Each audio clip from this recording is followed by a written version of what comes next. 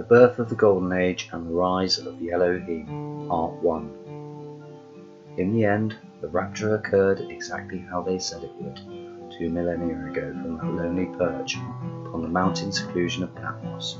It was reason that dictated the absurdity of this uncomfortable truth, which, when all was said and done, couldn't have happened in any other way. The meek did in fact inherit the world.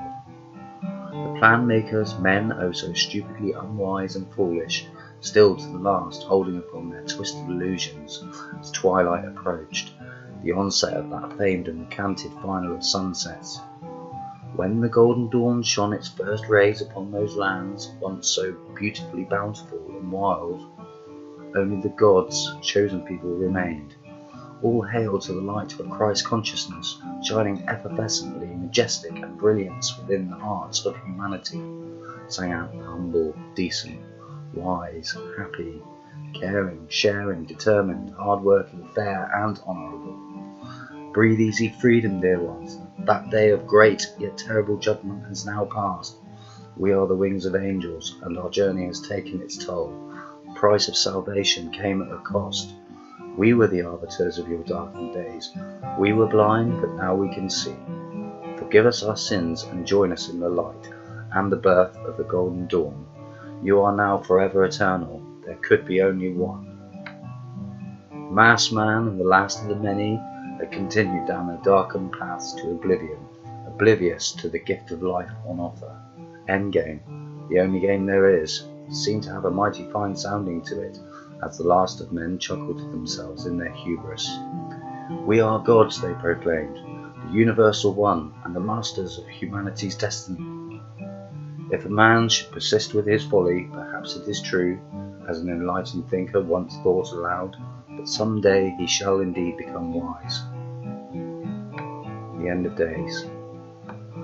Awoken from your slumber, for you are the children of destiny, the voice echoed softly and lamenting, that could be heard within the souls of every conscious being throughout the planet.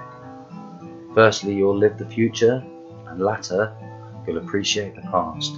This was and is the true will of the gods, strangely haunting words, poetic and somewhat reassuringly comforting.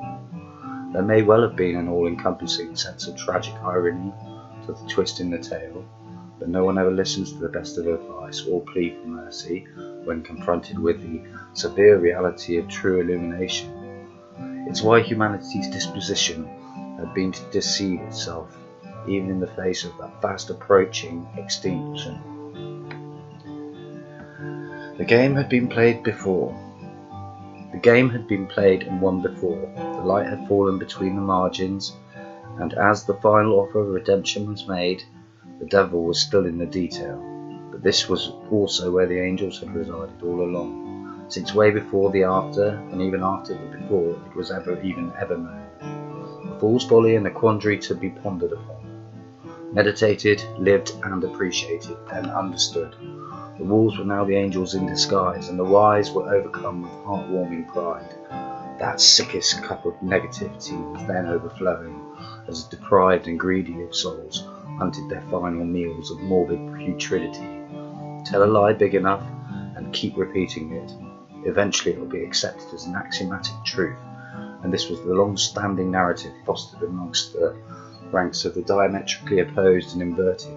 To insist what really happened, wrap it in symbolic misdirection, then illuminate by degrees, whilst all the while remaining unequivocally lost to enlightenment, if only within that duality of that then paradigm. Awaken from your sleep, and bathe in the everlasting glow of your sovereign high consciousness. Become as gods, you are the Elohim, the voice gently continued to whisper.